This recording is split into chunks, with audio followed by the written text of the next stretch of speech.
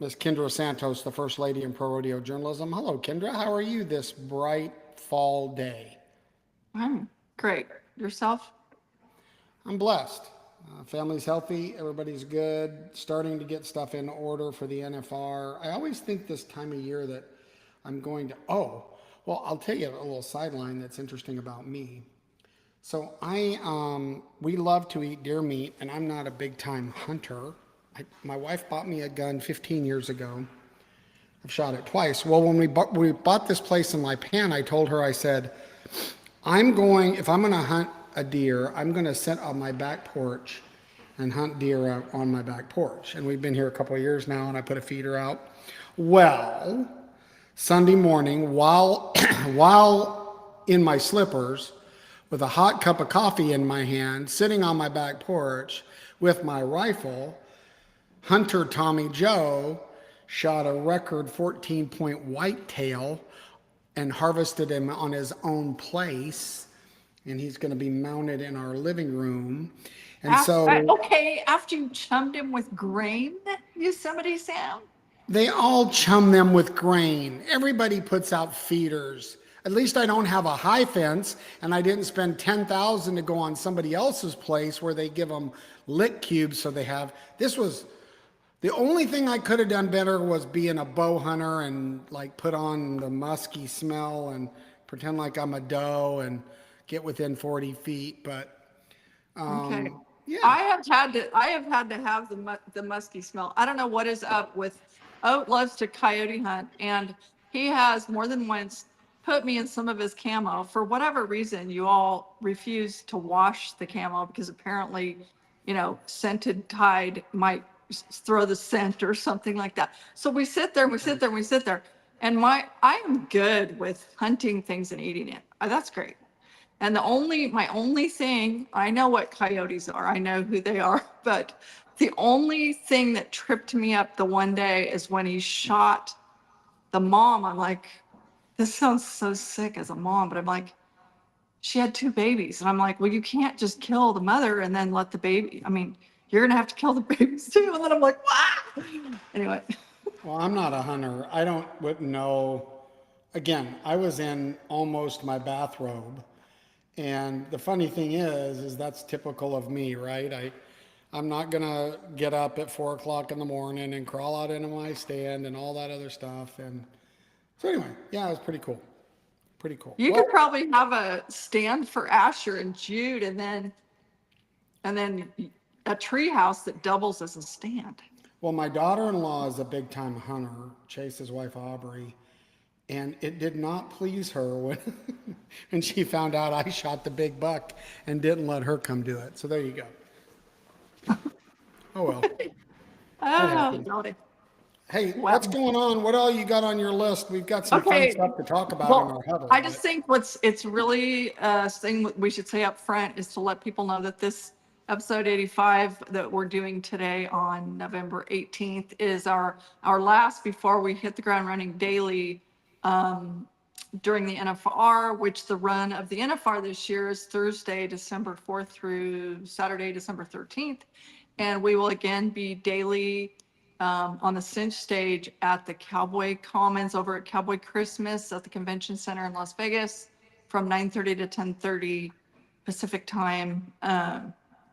And so we are going to take Thanksgiving week off along with the rest of the world to feast with family and friends and to pack for the NFR. And then, of course, we won't do it Tuesday evening when we get out there a couple nights before the NFR starts because it's NFR back number night, which you are producing. And then, oh yeah, you have to put your headset down and get the Danita Barnes Award on stage. So anyway, by the way, did you guys decide if all five people are getting on the stage or not? they are not. They're We're not. going Okay. to do a live shot of them, though. It's a hybrid. We're going to do a live shot of them, not on stage, at a separate location where you can see them live and interacting, and then just the winner will take the stage. So I think it'll Okay. be it's a nice balance between the different sides of this story. And Okay. Donna and I just went, it's this time of year that we make our annual trip to Lowe's to buy our black tubs with yellow lids to stick in our closet to start throwing all of our NFR clothes in that we'll throw in the trailer that'll go to Vegas that we'll wheel in several carts and pop open. I don't know if you have a tradition of getting all your junk for 14 days to Vegas, but that's what Don and I do. Well, why don't you reuse the tubs? Said frugal girl.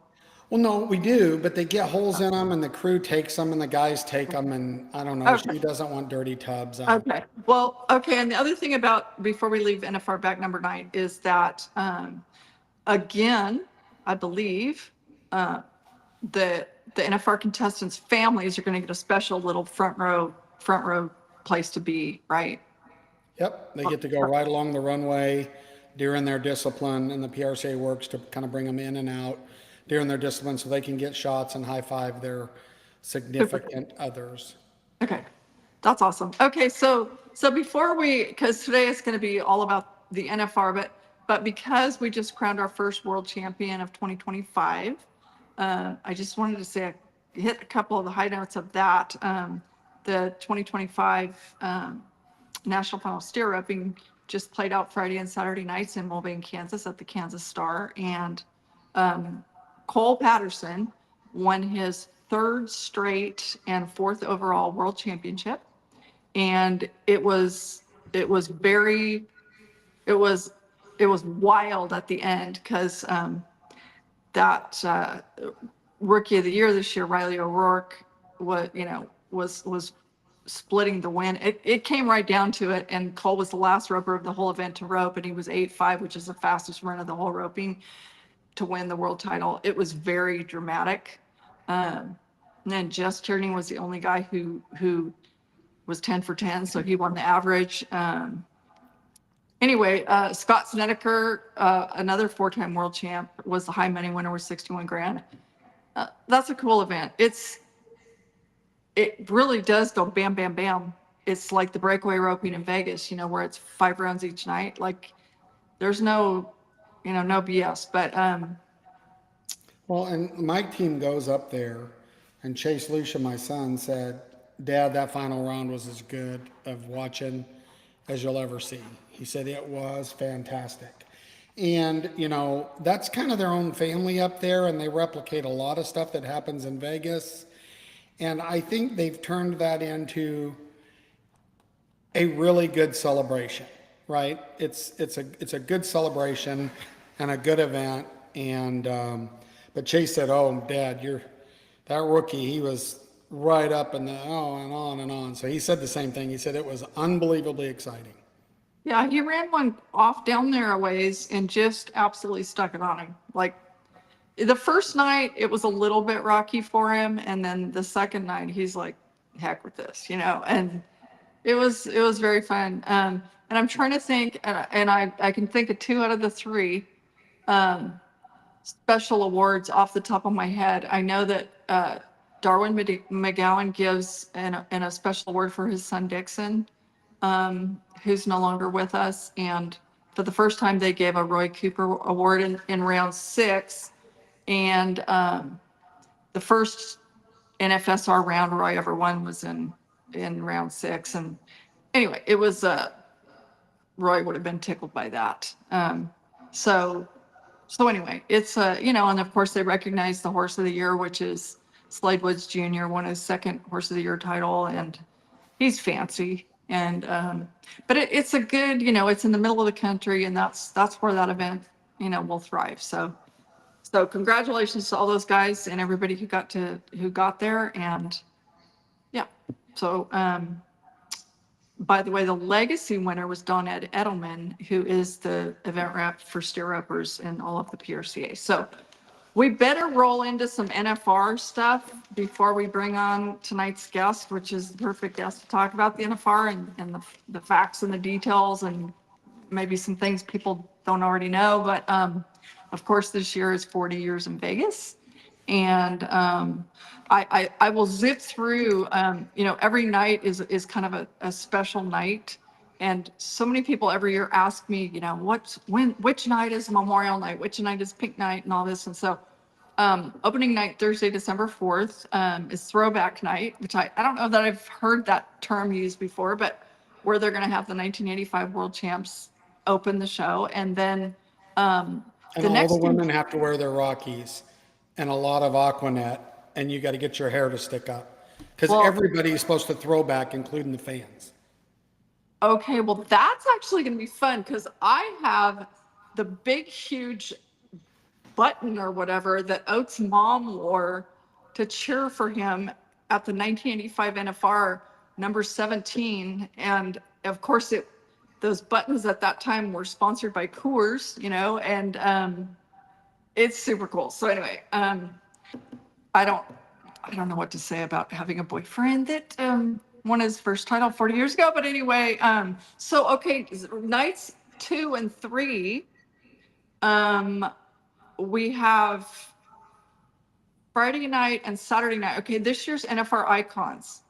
We have Benny Binion, Sean Davis, who's a 3-time world champion saddle bronc rider, longtime NFR general manager. Those two guys were very, pivotal in bringing the finals to Vegas, of course, and they will be celebrated on Saturday the 6th. On December 5th, 6-time world champion Dan Mortensen on Friday night is going to be celebrated, which he's tied for the most gold buckles in that event with Casey Tibbs, right? I think so. I think that's right. So I actually had a great visit with him the other day. And so that's always fun to see those guys. December 6th, Saturday, is also Golden Circle of Champions night. Sunday night, per tradition, December 7th is Memorial Night, which there are so many this year. Somebody said like 30 or something, which it's a lot of people to lose in 1 year. But Monday, December 8th is Tough Enough to Wear Pink night. Tuesday, December 9th is Resist All Rookie night. Wednesday, December 10th is Military night. Thursday, December 11th is Canadian night, where they open with the singing of "O Canada." That's always cool. Friday, December 12th, Legacy night, and Saturday, December 13th is Wrangler National Patriot night. And stats. Okay, I think we've talked about the payoff. Of course, it's another record payoff, but 13.5 million to contestants alone, plus 1.2 million. Every all 120 contestants get a check for 10 grand when they get there. So it's 14.7 looks like to contestants. Go Rans this year, $36,668, all 10 nights to win the rounds. And then the average first is $94,035. And that's per man in the team roping. So, I mean, that's cool. And that's where indeed everybody has a chance, right? So, anyway, are there things that you want to say before we bring on LVE President Tim Keenan? Well, the only thing I would encourage people to do, we're a part of doing, we do the back number and we do the breakaway. The breakaway finals, some things, if you're looking for some stuff to do when you're at the NFR, I would encourage you to see if your plans can have you go to the breakaway finals at South Point, because it's very, very good competition and a whole lot of fun. The other thing is, if you ride the buses to Thomas and Mack, or even if you drive, I would encourage you. We've done a lot of work on that pro rodeo zone out front. And it's actually a place that you can get there early. You can have a beer. You can do some stuff. They'll have Rodeo Live there. The Cowboy Channel will have guests live on, really good commentary. There's big screens and we put cocktail tables out and you can sit out there. And if it's a little cool, we have heaters. There's a lot of fun stuff to do. And I would encourage you, if you want to get there early, right? Those buses run early, get there early.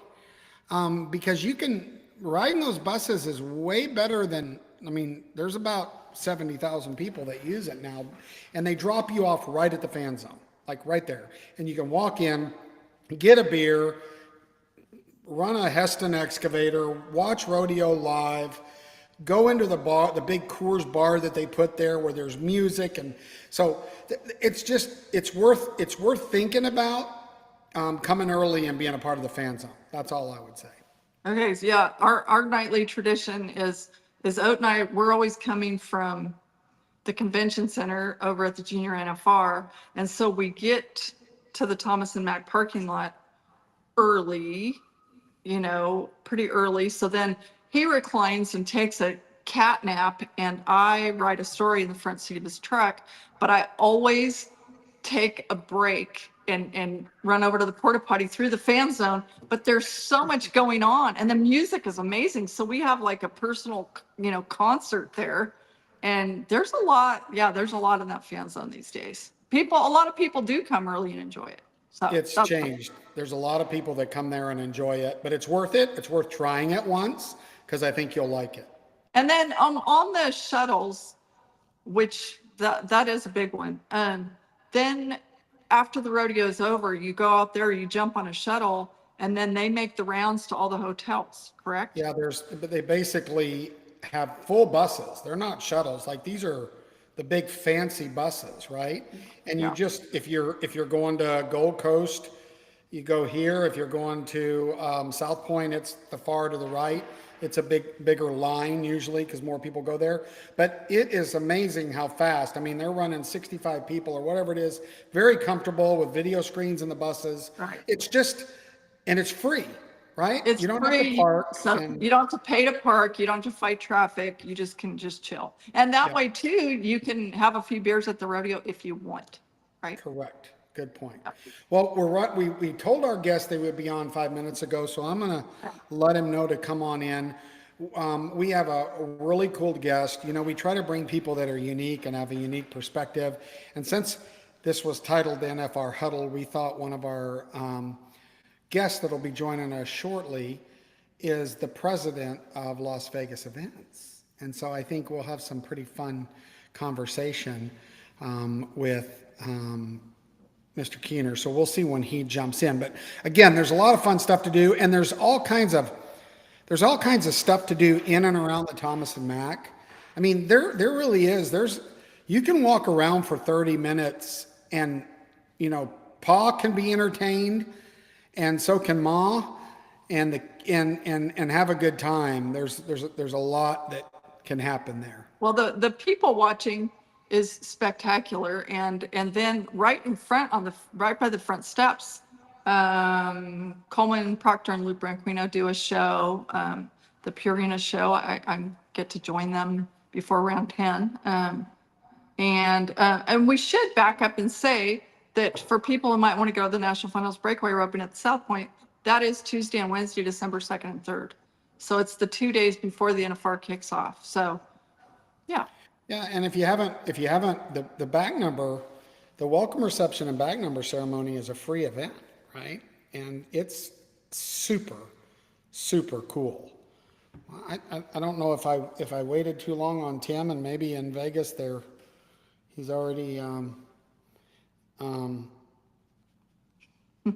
I know he can get on because we tried it earlier, so we'll have Tim. But yeah, the back number ceremony, that's at the upper ballrooms at the South Point on Tuesday night. Then Wednesday night's the awards banquet. Now that's a tabled event. The tickets are impossible to get, and people come to that event. And but I know my crew loves the breakaway roping. Everybody that's attended the breakaway roping there at South Point has always said it was fantastic to be a part of. So, and there's a trade show over there. It's interesting because when I was doing a little research on Tim, I think there's 6 trade shows that are going on. The big one, Las Vegas Events handles. But I will verify this with Tim, but I understand that there's 28 viewing parties. 28 viewing parties. And so that's a lot, and I think they have 300 to 400 people at those. And now all of those hotels, hire talent, and there's big screens, and you watch the rodeo live, and you get drinks. And then in between on the breaks, they're entertaining you, and you can do it right at your hotel. So there's just so many ways to enjoy the NFR. Here he is joining us now. He's all bundled up. all bundled up because it's usually pretty frigid in Las Vegas. Ladies and gentlemen, the president of Las Vegas Events joining us is Tim Keener. Hello, Tim. Good evening, Tommy, Joe, Kendra. It's always good to see you. How are you guys? Great. Thank you. I was just texting Michael Mack, like, hey, do you know where Tim is? It's been raining here. We rarely get rain, so rained on Saturday a half inch, which is a lot, and today it's rained again, and I've got a jacket on at home, and so I'm not used to it. But rain is good. We need it.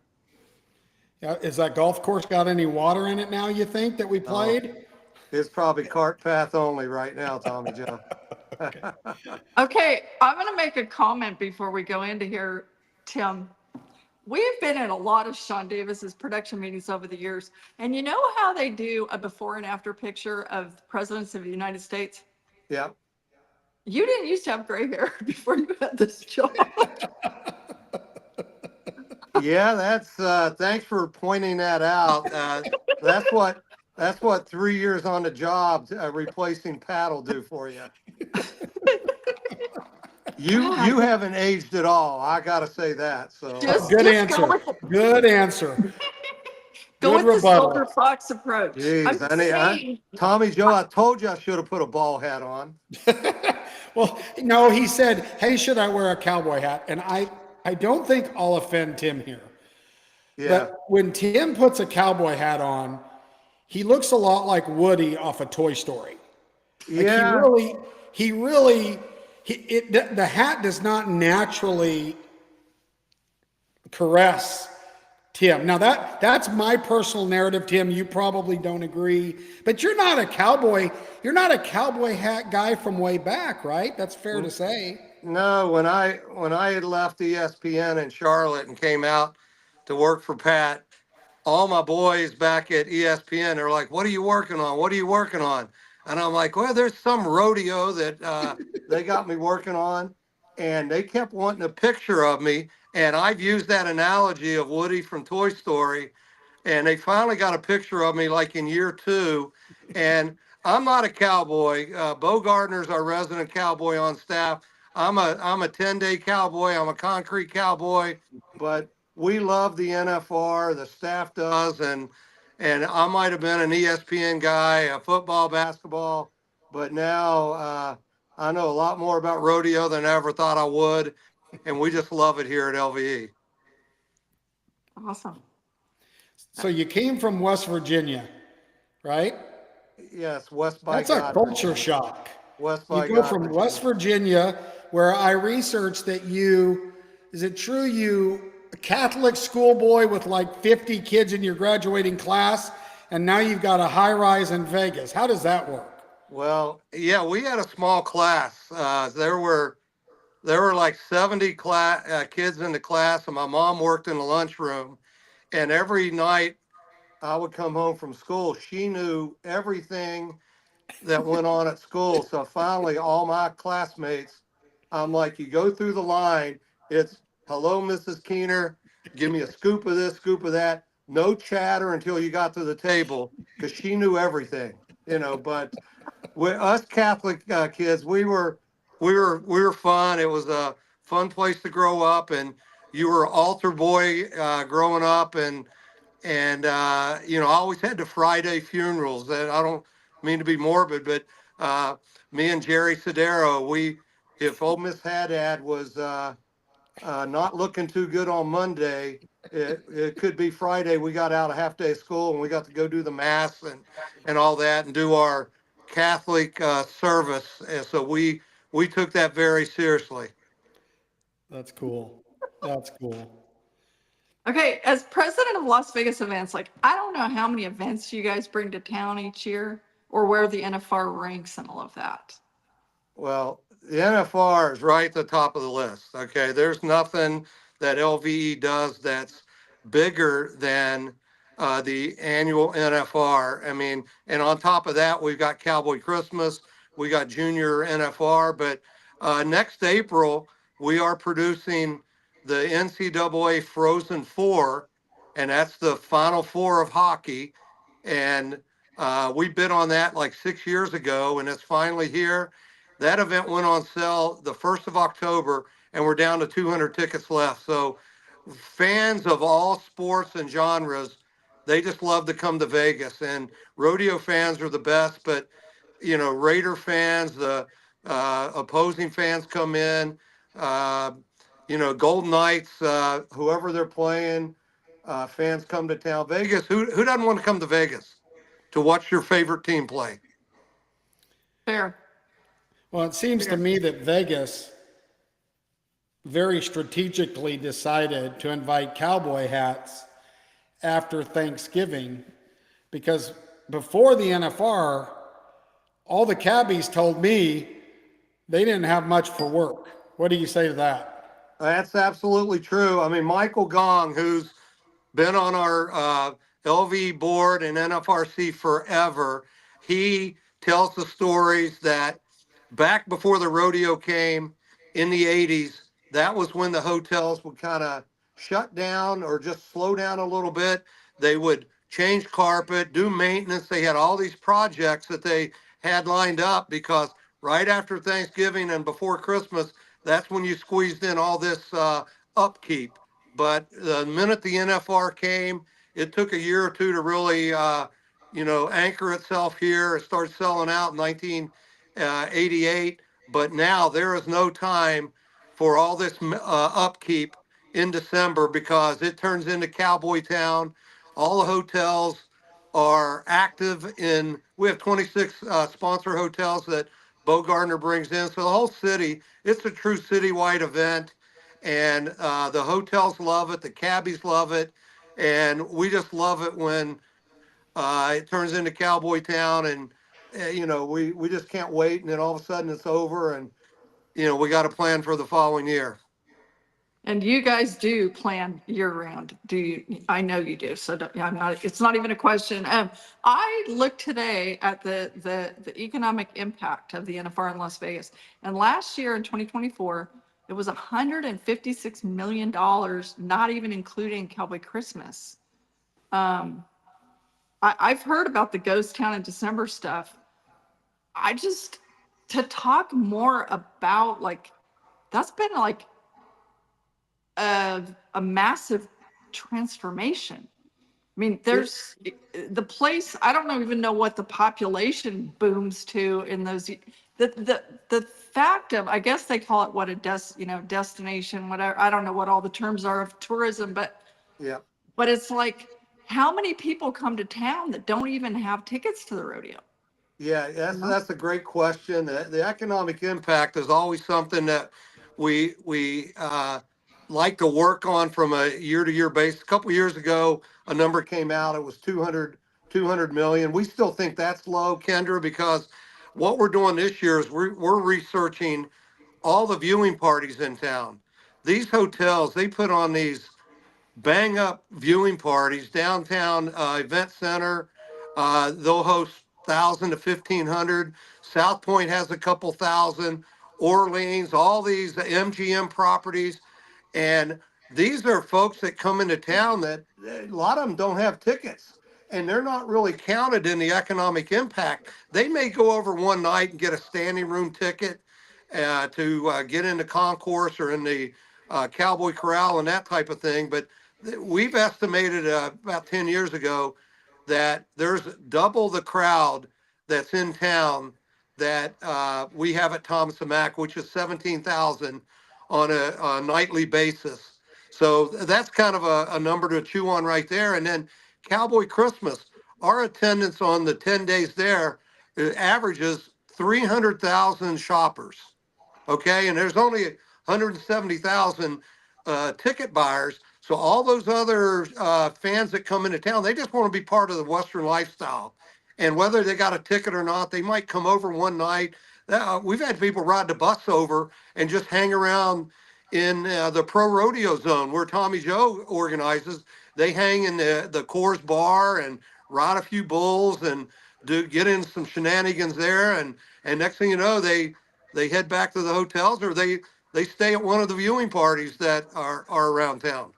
Well, and someone brilliantly placed a NFR Shoot One out in front of the Thomas and Mack, and that's very popular for people to take pictures and different things. But while we mentioned tickets a few times, I wish I had a nickel for every person every year who asks me, how do I get my hands on tickets?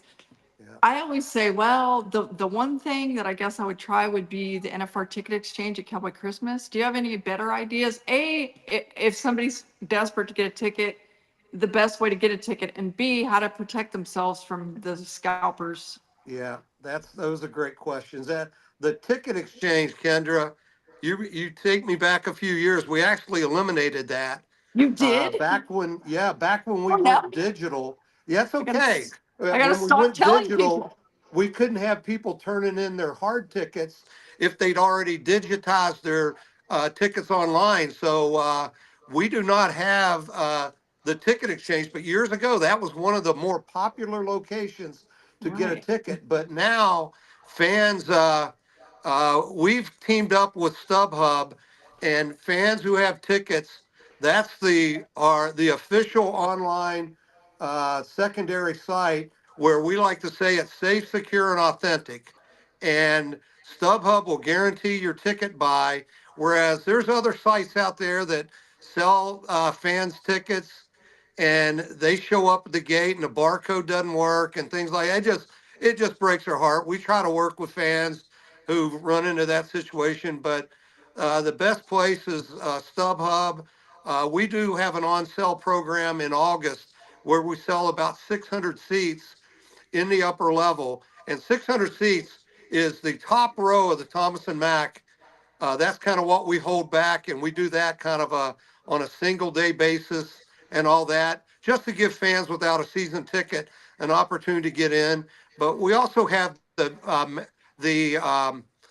single day program where fans could get a ticket that gets you in the arena and gets you into Cowboy Corral and the Cowboy Channel bar, where you can watch it kind of in a viewing party type of situation. So we have a couple options there if you don't have season tickets or sponsor tickets. But, fans get creative on that. So we had a no spinner send in a comment, and you were the perfect guy to answer this, and you kind of did, but I'm going to get more specific. So the question was basically, we've done all kinds of research trying to figure out how we can buy a ticket and when they go on sale, and we're scared we're going to get robbed on the secondary market, right? And can you Yeah. help us out? We understand the goal, but what you're saying is, correct me if I'm wrong, all of the tickets but 600 are taken, whether it's sponsor allocation, season ticket holders. And in August, you guys release 600 a night Yes. that people can buy. Otherwise, your only option is through secondary. Is that correct? Yes, or secondary or friends. Families have tickets, and they give them out to different family members. And there's that standing room ticket that we sell on a nightly basis. We sell up to 1,000 tickets there, where fans could get in the arena. They may not have a ticket, but they could get in and watch at one of the two viewing locations. A lot of the contestants come up after they compete, and they come up to the Coors Bar and hang out. What other sport do you have where contestants compete, and then next thing you know, 10 minutes later, they're up mingling with fans? But They like the beer. the no spinner, they're spot on. That's a testament to the uh, great rodeo fans we have out there. I mean, we sell 95% of the tickets on a season basis between our season ticket holders, the PRCA, their sponsors, the hotels. I mean, it's just evolved from year to year. And when a family who has tickets, a family member kind of passes on, there's a process where they're passed down to the next generation, and our ticket staff helps them kind of organize that process. A lot of tickets are in family trusts now, so you don't have to worry about things like that. So our rodeo fans, I hate the fans that don't have tickets, but there are a few options out there to get in the building and all. And wish we had a larger venue, but we don't. And but we're here to help them wherever we can and promote the opportunity to buy those couple selective ticket options during the year. Okay, Well, I so, heard so the on only that, reason, oh, go ahead. sorry. Go ahead, Kendra. On the, since StubHub is legit, are you saying go to stubhub.com and look for NFR tickets? Is that what you're saying about that? You could go to nfrexperience.com. That's our official website. And Okay. through that ticket portal, you can look for tickets. To me, that's the safest place if you start with our site, Okay. nfrexperience.com, and then it feeds you over to StubHub, and that's our official Okay. site. And we like to make sure that fans start there first. They always have tickets. They sell more rodeo tickets on that resale site than any other place. All the other sites out there, that they have their pluses and all, but there's other sites that don't look out for our rodeo fans, and Okay. they buy a ticket or a barcode they think works, and then they show up and you can't get in the door. So Right. I would love StubHub to is, say yeah, one place to example go. from last year. Terry Wheatley is a very, very smart businesswoman. Yep, I know And her. Yep. she is the founder of Tough Enough to Wear Pink. Her husband, Jim Wheatley, was an NFR team roper. Her son, Wade Wheatley, an NFR team roper. She's very, very smart in the wine industry. And last year, she contacted me early on, and the cautionary tale here is it was a social media situation where, point being, every year, phony, fake, fraudulent social media accounts start up. This year, it's likely to be something along the lines of 2025 NFR or something like that. Yeah. And what they do is they hijack content. They might take it from me. They might take it from Las Vegas events. They might Yep. take it from wherever. So it looks legitimate. They might copy and paste a story I just wrote on Stetson Wright or whatever, and they get these people thinking they're legit. Well, they stole a bunch of money from the Wheatley family, who's a legacy rodeo family last year, full of smart people. So I'm just saying, warning people, be really careful of the social media sites that you bite on and give money to, because it's scary And you stuff. also got to know that you can't take a picture of a ticket anymore and get scanned in. Because of all the fraud, these barcodes are moving, right, Tim? Yeah. And so if you get a solid picture, like if you think, oh, I might not get my app open, I'm going to take a picture of my digital ticket, it won't scan. You've got to have that real thing, right? That's got the Yeah, movement yeah. in it so they know it's not fraudulent. Yeah, I mean, what we did this year, just because, Kendra, you're absolutely right. We can only encourage the no spinners out there listening to, if you don't have tickets, start with StubHub, because we hate to see you go anywhere else and buy something you think is legit, and you get to the door and it doesn't work, the barcode doesn't scan, or you buy at a hotel from a broker on the sidewalk. Please don't. I mean, chances are somebody's going to get burned on that. And what we did this year just to help combat the fraud, because this is a sold out event. So this is, like the Super Bowls and these other high profile events, tickets are at a premium. And this year, for the first time, we had our account holders, you had to choose whether you wanted the hard souvenir stock tickets or did you want digital tickets, because in the past we would send you your digital, we would send you your hard souvenir tickets, and then you had the ability to activate your ticket account. So you literally had two barcodes live on every night for all your tickets. And some people get confused. Kendra, somebody might hand out their hard tickets and not knowing that the wife had sent out the digital tickets for that same night. And what happens there is it's the first barcode gets through the door is the winner. And we eliminated that whole situation this year, where if you have hard tickets, we turn your digital model off. If you have digital, you'll get souvenir tickets at the end of the rodeo in a customized box that we did here for the 40th. So a lot of people like, I want digital, but I like to collect souvenir tickets. So we took care of that as well. So we're trying to help on the combat the fraud and the duplication and all that. And there's just a lot of schemers out there that take advantage of not only rodeo fans, but fans of any major event You just got to be careful, and that's why we try to tell you to take good custodial care of your hard tickets. And if you're going to buy online somewhere, please go through my NFR account on NFR Experience. I got it pulled up right now. And, you got 16 days. Oh, man, 16 days and 32 minutes. I hate going to a website this close to the event because I look at it and I get the shivers and all. But go through NFR Experience. That's your safest place to start the ticket process. So I've got a tough question that has been asked me, so I'm going to ask you. You sold out. Why not T-Mobile? Well, T-Mobile, we looked at them when they were we caught them after they were in design phase. And if you've ever constructed a building, the minute they get into design phase and almost complete that, it's hard to go backwards. But the problem with T-Mobile right now is you have one production tunnel that comes in to the venue.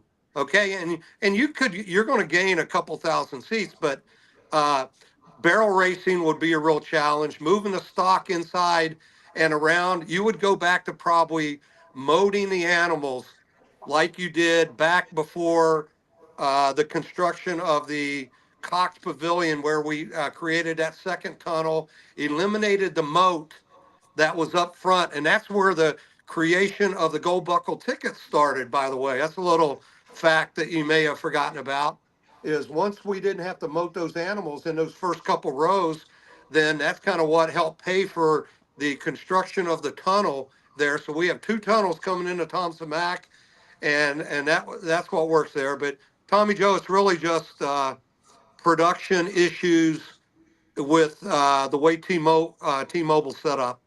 Yeah, I had heard it was they didn't put a second tunnel in. They were too far along. Yeah, that was We it. had talked about on No Spin that moat being eliminated and the gold buckles being created prior to you getting on. So I Yeah. just think and I think the Thomas and Mack feels like home. It's almost like the South Point feels like home, right? It's just It the right does. spot. You think of every contestant that is competing in this year's NFR, and as had been the case in recent years, that as they grew up and they became a rodeo cowboy or barrel racer, their whole goal was to make it to Thompson Mack. Okay, and it's kind of like in golf. All these major golf tournaments play in rotational courses, except the Masters. And golfers grow up; they want to win the Masters. And rodeo cowboys and girls grow up; they want to make it to Thomas and Mack, where all the legends have competed. It's kind of like Yankee Stadium before they tore it down and built a new one, where Babe Ruth and Lou Gehrig and all those DiMaggio competed. Trevor and all the great Louis Field, and I'm going to forget people, but all the great cowboys and cowgirls of the past have competed in the same dirt that they're competing in this year. So that's the aura about Thomas and Mack. No Absolutely. doubt.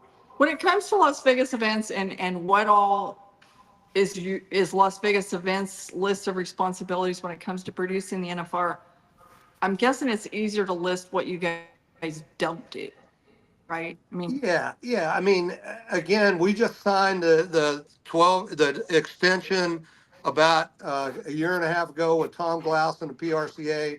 And yes, we're partners on the event, and their expertise is rodeo administration, bringing the cowboys, getting the contestants there, and all that.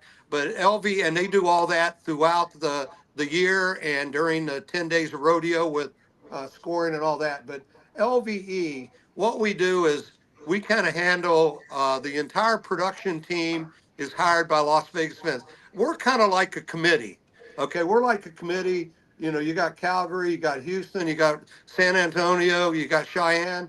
We're a committee, and we happen to have a contract with the PRCA to produce their Super Bowl event.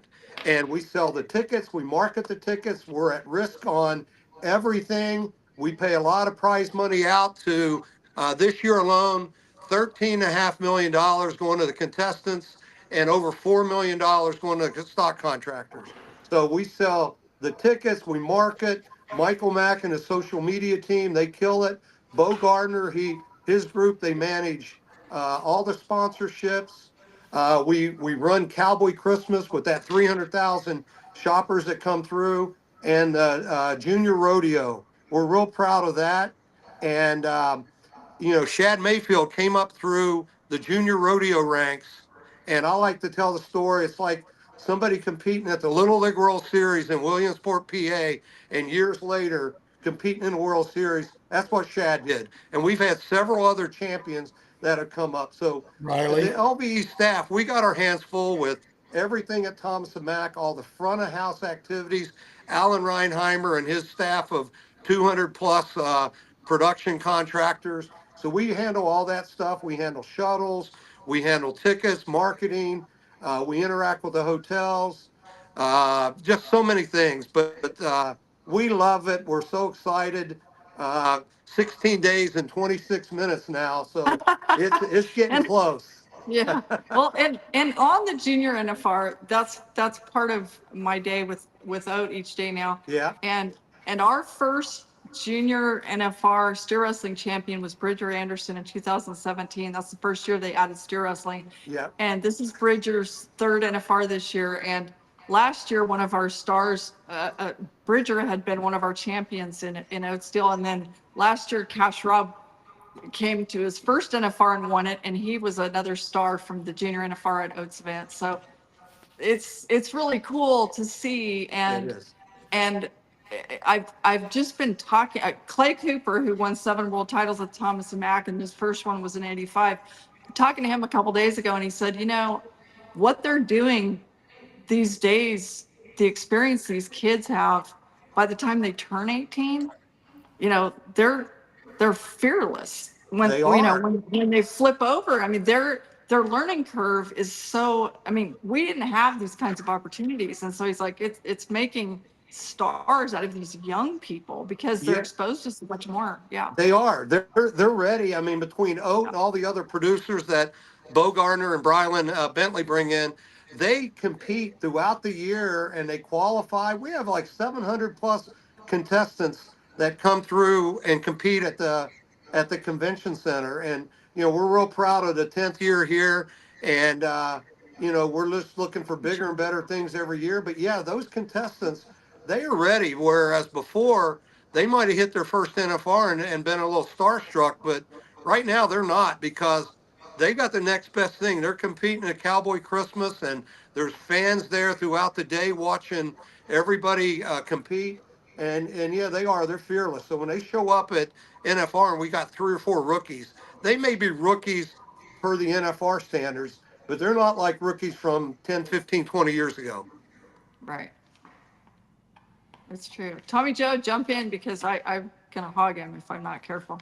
Well, I think it's interesting, and I think people should take note of the fact that Las Vegas events, couple comments, Las Vegas events underwrites this event. They're just like other rodeo committees, which is, we've had questions about, well, why isn't everybody voted in there for personnel and on and on? Well, these guys pick their personnel, they create their own show, and they underwrite it. Now, it looks like a pretty safe deal to underwrite it if you're knocking back a couple $100 million in economic impact. So that's a good investment in the sport. But the other thing that now my brain left me, that I wanted to bring up is I know. Tell me about a couple just odd things. You came in and went to work there for Pat in '01.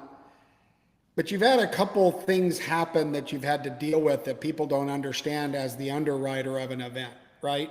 That I do. And that is, you had 9/11, right? And so tell me about some stories. You had some tragedies in Vegas that, shook up, I'm sure, you guys to the core that put on events there.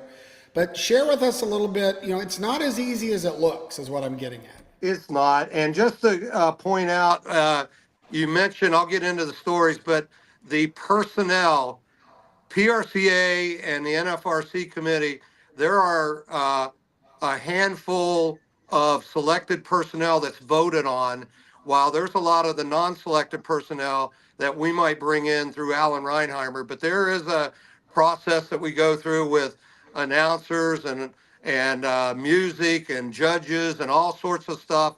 But there's a process on that. So we just don't hire away. We've got a great relationship and collaboration with the PRCA, and they bring a lot of the judges and key positions in. But we do have a process where you can apply for the NFR in certain positions, and you could get voted on. So anyway, I just want to clarify that. But every time you put on a performance, you're always worried. Tommy Joe, you're outdoors, I believe, up in Utah, so you got to always worry about weather and all. But at Thomas and Mack, my very first year in 23, we had the unfortunate campus shooting a couple days before. Shootings happen all over the place, and every one of them is one too many. And this happened like on a Wednesday, Tuesday or Wednesday, and the campus-wide alerts went out. I had just left the Thomas and Mack, and one of my staffers, Shelby, called, and she goes, "Tim, where are you?" And I go, "I just left," and they were under lockdown. And unfortunately, due to what happened, we had to delay the very first performance that year.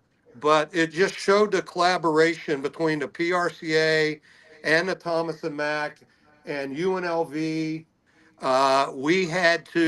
What was important that year was we had to keep the 10 performances, because at first we were like, well, we'll pay the 10 days of money, spread it over 9 days. But that was a non-starter with a lot of people due to the history and the records and everything. So it took about a day, and we figured out that we were going to do a makeup performance on, I believe it was the following Wednesday, that was closed to the public, and that was our makeup performance.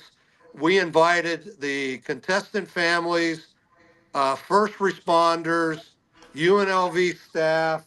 We had about 4,000 people in there. And of course, all the ticket holders, we refunded them 100%, but they would have rather gone. You know how rabid the fans are. They would have rather gone and supported that performance. But we had tough decisions to make. But that just shows you kind of, when you do an event, you got to expect the unexpected. And we now have a cancellation plan a little more detailed than we had before. But a couple years back, if you guys recall, we had a traffic accident outside of Thompson Mack, and they hit a power pole, and the lights went out. And it was grueling about 30 minutes, because what happened at Thompson Mack was those shutter lights had to get turned off. They had to cool down, and those announcers were telling stories and trying to, keep the crowd in it. And people they gave them a break. They went to the restrooms. They went and got food and drink and all that.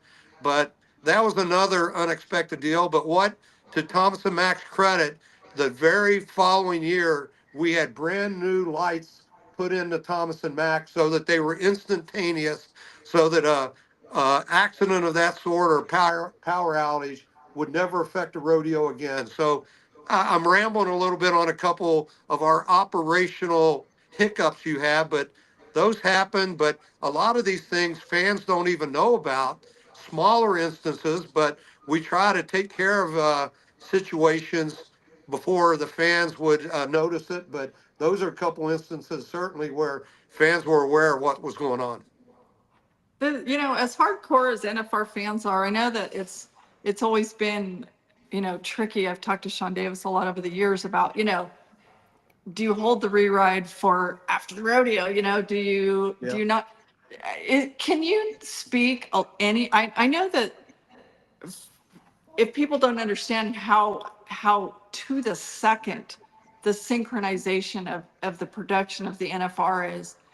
And it's like it, well-oiled machine isn't even enough to say how detailed. There are literally people that I've watched that sit there and write down to the second, how much, and then it's analyzed every night. Like, but there's like a perfect, what is the perfect length of time for a perf at the NFR?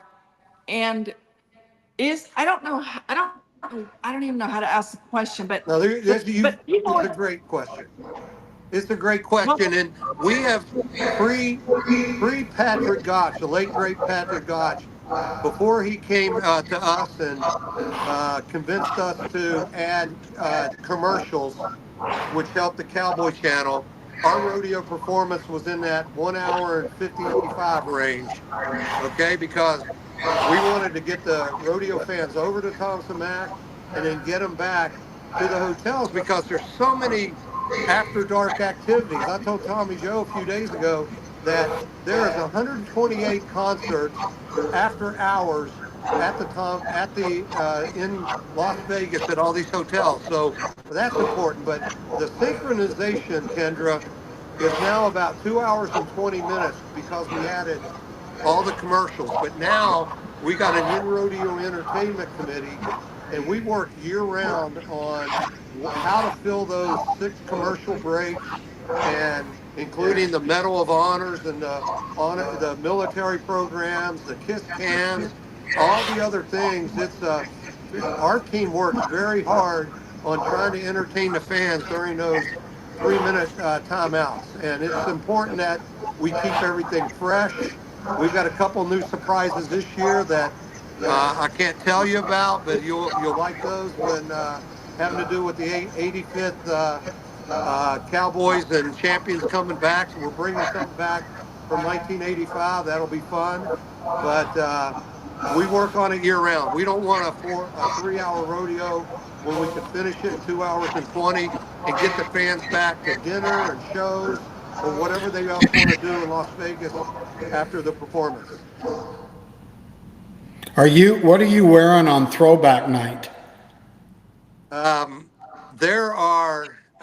No. Have you thought about it and picked out what kind of tight little jeans you're going to wear and how you're going to look on throwback night?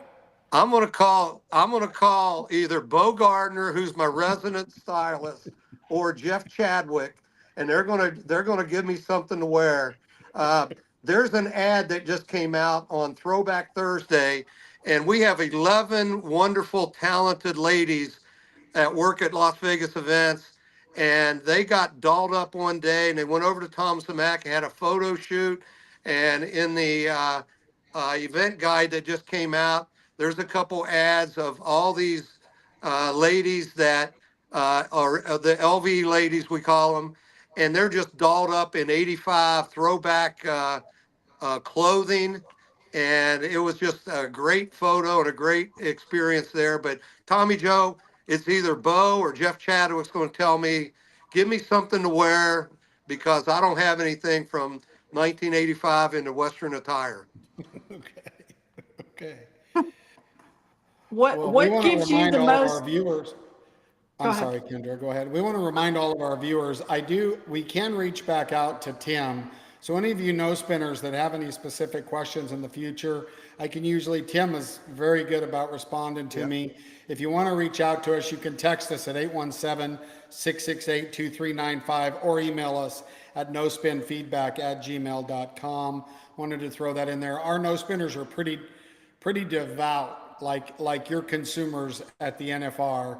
And so they may have some questions I might have to text you, get some answers to in the future. I'm happy to. Probably a lot of the no spinners are ticket holders or sponsors. So rodeo fans are the best fans out there. They're brand loyal. They love their cowboys and cowgirls, and we love it. We love it when it turns into Cowboy Town here coming up in 16 days and 13 minutes. As that's counting down, what gives you the most anxiety leading up? What happens when that says one day? Oh man. What's got your hair on fire? Or Uh, gray, or or gray, gray. Yeah, gray, Kendra. You know, next time I'm on as you here, if pointed I out. ever come back, I'm wearing a ball hat. But um, no, just the first day at NFR with the tickets scanning through. I'm an old ticket guy. I came up through the ranks here at LVE. I was Pat's ticket and operation guy. We go over and check barcodes with the Thomas and Mack barcode readers and all that. And I get a report, and once those doors open and I'm looking on my phone and the barcodes are just populating and all that, it's really day one. We all have anxiety about getting the plaza ready, getting Pro Rodeo Zone ready, the shuttles running on time, and all that. And once everybody gets through day one, there's kind of hiccups and all. You fix them overnight. We meet. We have a chat, text line. We fix things, and come day two, the fans that might have noticed things on day one, those things are rectified. And then I always like to say it's kind of like the movie Groundhog Day. I feel like I'm Bill Murray, and I get up and I listen to the same song, and I get up and do the same routine, except it's day 2, 3, 4. We got hump day on day 5 or 6. We argue in house here. I say it's day 6. Day 5, you're getting to the top of the mountain. Day 6, and so anyway, it's we just want to make sure the rodeo fans have a great time. We critique ourselves. We meet throughout the spring, summer, and fall. We take notes, and we try to improve each department of things and we hang our ego at the door. Okay, I might come in and put comments about something I saw at Cowboy Christmas, or someone might say something about the shuttles and all that from different departments. The whole bottom line is we listen to the fans. We survey them as well, and we listen to them. We take Michael Mack's survey, we take a look at the high comments that come in, and we try to figure out how to fix the biggest issues that fans have. So, rodeo fans and their experience is probably our number one anxiety, because we want them to have fun. We want them to come back and talk about Las Vegas and all that. So it's important to us. Well, Well, I don't one care if thing you're the I just, super. Kendra go and ahead. I'm sorry, Kendra, you go and then I'll go. I'm just saying over these years, Las Vegas events is to be so commended for, I mean, you guys do so many things people might not even realize. And then you look back 5 or 10 years and realize like it's aptly named the NFR experience, like official NFR experience, I guess it is. But like you guys never stop raising the bar. And it's true. And sometimes because I'm a media person, and so oftentimes I'm, working with Michael Mack or Bo Gardner, and Braylon on the junior NFR or whatever. But every once in a while I find myself saying to them, why would you guys do that? Like, why would you guys go so out of your way to do such a small thing? Or why would you guys, you know, pay that expense? Or what, like, why would you guys do that? Every single time their answer is because it makes the NFR better. Yeah. And I'm like, I try to like knock them off their feet. Oh, come on. Why do you really do it? And they're like, no, really. And I believe them because that's what they do every day. And this is my 39th NFR. And I'm like, it just keeps like the bar higher, higher, higher. And Yeah, that is like, you guys can be super cocky, but you're humble and you keep working harder. And I think that's super commendable. we do. I mean, the staff is so passionate about things, and our ticket staff, they care about every season ticket holder. I did that job for 15 to 20 years, and I could still sit and somebody could bring up somebody's name, and I'm like, oh yeah, he's from Oklahoma. He's had tickets in section 115 or 232. They're personal. I love talking to rodeo fans. They would call me and on ticket issues and things like that. And we listen to you. We listen to you. The surveys are important, and Michael and the team work so hard on that. And while we can't resolve everything that rodeo fans might come back with, we take a look at them, and it's very important to the team that every department has maybe 6 initiatives that we work on from year to year. And those 6 that we worked on the year before, they're ingrained after that year, and then we're looking for new improvements. But it's just, it's the rodeo fans are our number one concern and priority, and that goes from me all the way down to interns that we have, and they care about the rodeo experience that our fans have.